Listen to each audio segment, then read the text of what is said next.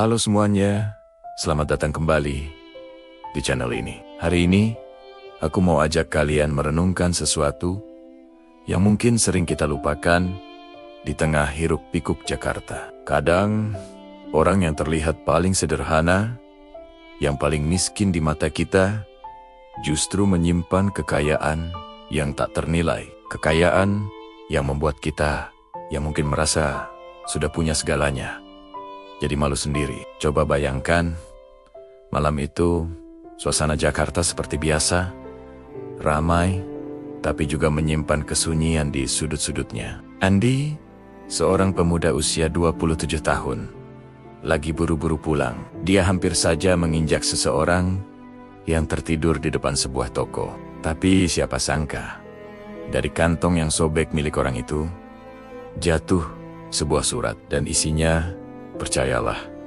mengubah seluruh hidup Andi. Ini bukan cuma kisah tentang surat.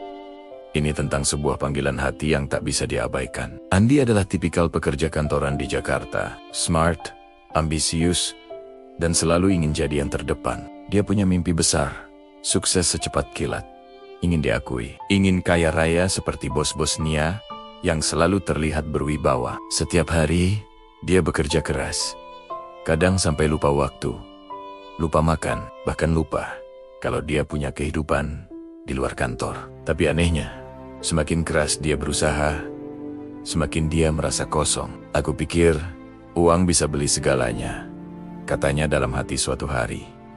Tapi entah kenapa, aku justru makin kehilangan arah. Kalian pernah merasa begitu? Merasa seperti ada sesuatu yang hilang, meskipun semua pencapaian sudah di tangan. Suatu malam, setelah lembur sampai larut, Andi berjalan pulang. Matanya lelah, pikirannya penuh dengan deadline dan target. Di depan minimarket yang masih buka, di antara tumpukan kardus, dia melihat seorang kakek tua tertidur pulas. Bajunya kumal, rambutnya sudah memutih semua, dan tangannya menggenggam erat selembar surat yang kusut. Awalnya, Andi mau saja melewati begitu saja, pikirnya.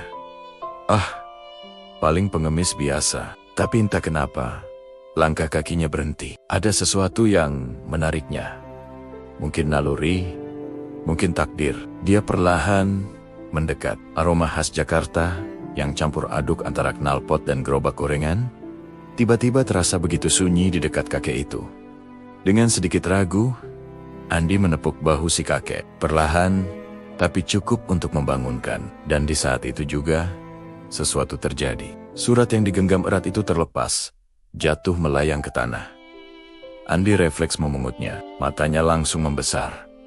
Terbelalak saat membaca tulisan di atas surat itu. Tulisan tangan yang tampak tua, tapi begitu jelas terbaca. Untuk anakku yang sudah 20 tahun tidak pernah pulang. Jantung Andi berdebar. Dia membuka surat itu, dan di dalamnya ada goresan-goresan tulisan tangan yang penuh dengan emosi. Bercerita tentang penyesalan seorang ayah, tentang doa-doa yang tak pernah putus, dan rindu yang membakar hati seorang ayah yang ditinggalkan anaknya karena kemiskinan. Setiap kata, setiap kalimat terasa menusuk. Andi menatap kakek itu lama. Dalam hatinya muncul perasaan aneh, seolah surat itu berbicara langsung padanya. Bukan hanya pada anak kakek itu. Seolah ada bagian dari dirinya yang tersentuh, bagian yang sudah lama ia kunci rapat-rapat. Tiba-tiba, kakek itu terbangun. Senyumnya tipis, terlihat lelah, tapi penuh ketulusan. "Nak," katanya dengan suara serak, "kau tahu yang paling mahal di dunia ini apa?" Andi terdiam, menunggu. Waktu yang tak bisa diulang. Lanjut kakek itu. Kata-kata itu sederhana, tapi begitu dalam, menusuk tepat di ulu hati Andi. Selama ini, Andi hanya mengejar karier, mengejar materi, mengejar validasi dari orang lain. Tapi ia lupa, ada hal yang jauh lebih berharga. Tiba-tiba, wajah ibunya di kampung melintas di benaknya. Ibunya yang sudah lama tak ia telepon, tak ia kunjungi, ibunya yang mungkin sedang menanti kabarnya. Malam itu, sesuatu dalam diri Andi berubah. Dia tidak jadi pulang begitu saja. Dia mengajak kakek itu makan di warung sederhana. di dekat sana. Mereka makan sate taichan di bawah temaram lampu jalanan Jakarta. Kakek itu bercerita sedikit tentang dirinya, tentang desanya di Jawa Tengah. Andi mendengarkan dengan hati yang lapang, dan malam itu Andi berjanji. Dia berjanji akan mengantarkan kakek itu ke alamat yang tertera di surat ke desanya. Mungkin itu adalah salah satu keputusan terbaik dalam hidupnya. Beberapa hari kemudian, Andi menepati janjinya. Mereka berdua naik bus, berdesakan dengan penumpang lain, menempuh perjalanan jauh menuju desa di Jawa Tengah. Selama di perjalanan, kakek itu bercerita tentang keindahan desanya, tentang masa kecil anaknya, tentang harapan-harapan yang dulu pernah ia miliki. Andi mendengarkan, sesekali tersenyum, sesekali merasa sedih. Perjalanan itu bukan hanya mengantar kakek, tapi juga mengantar Andi menuju sebuah pembelajaran. Namun, sesampainya mereka di desa itu, di alamat yang tertulis di surat, mereka disambut kabar yang sungguh mengguncang. Sebuah fakta pahit yang membuat hati Andi mencelos. Rumah yang tertulis di surat itu sudah kosong bertahun-tahun. Tetangga-tetangga bilang, anak kakek itu sudah meninggal dunia karena kecelakaan bertahun-tahun lalu. Dan kakek itu selama ini terus menunggu kabar yang tak akan pernah datang. Dia menulis surat, tapi tidak pernah terkirim. Jadi selama ini Bapak menulis surat untuk anak yang sudah tiada? Tanya Andi. Suaranya tercekat. Ia tak bisa membayangkan betapa beratnya beban kakek itu. Kakek itu tersenyum lagi. Senyum yang sama, tipis, tapi penuh makna. Tidak nak, aku menulis untuk diriku sendiri, katanya perlahan. Matanya menerawang, agar aku tidak lupa bahwa aku pernah punya seseorang yang kucintai. Andi terdiam. Matanya berkaca-kaca. Hatinya seperti ditusuk jarum ribuan kali.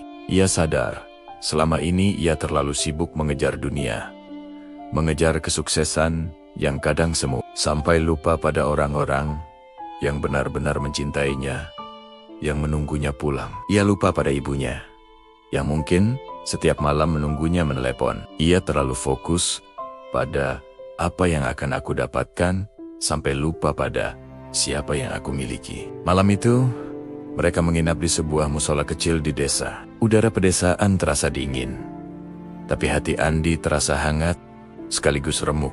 Ia melihat kakek itu tidur pulas, dengan surat yang masih digenggam di dadanya. Pagi harinya, Andi menemukan kakek itu. Ia sudah meninggal dalam tidurnya, dengan senyum tenang di wajahnya, seperti orang yang akhirnya pulang ke rumah. Di bawah surat itu, Andi menemukan sebuah tulisan terakhir yang baru. Untukmu yang membaca ini, jangan ulangi kesalahanku. Pulanglah sebelum terlambat. Air mata Andi jatuh tanpa suara. Itu bukan hanya tulisan. Itu adalah sebuah pesan wasiat, sebuah peringatan, sebuah panggilan yang menembus waktu. Pesan itu meresap ke dalam jiwanya, menggerakkan setiap serat dalam dirinya. Tidak ada lagi keraguan, tidak ada lagi penundaan. Andi langsung pulang ke kampung halamannya. Ia memeluk ibunya yang menua, tanpa banyak bicara, hanya tangis yang menjawab. Tangis kerinduan, tangis penyesalan, tangis syukur. Ibunya membalas pelukannya erat, seolah tak mau melepaskannya lagi. Sejak hari itu, hidup Andi berubah. Bukan karena ia berhenti bekerja keras, justru ia bekerja lebih giat. Tapi kali ini, ia tahu untuk siapa ia berjuang. Aku tidak lagi mengejar kesuksesan untuk dipamerkan, katanya pada dirinya sendiri, tapi untuk dibagikan. Kisah kakek Surya, pengemis tua dengan suratnya, adalah pengingat yang kuat bagi kita semua. Terkadang, Tuhan mempertemukan kita dengan orang asing, bukan untuk mengubah mereka, tapi untuk menyadarkan kita sendiri. Untuk mengingatkan kita akan makna sejati hidup, akan nilai sebuah keluarga, akan pentingnya waktu yang tak bisa diulang. Jangan tunggu kehilangan untuk belajar, menghargai. Jangan tunggu penyesalan datang, baru kita bertindak. Jadi, teman-teman, mari kita luangkan waktu. Telepon orang tua kalian, peluk mereka jika kalian bisa. Ucapkan terima kasih pada mereka yang selalu ada. Karena waktu, seperti yang kakek Surya katakan, adalah hal yang paling mahal di dunia. Dan ia tak bisa diulang. Semoga kisah ini bisa menginspirasi kita semua ya. Terima kasih sudah menonton sampai akhir. Jangan lupa like, komen, dan subscribe untuk cerita-cerita inspiratif lainnya. Sampai jumpa di video berikutnya.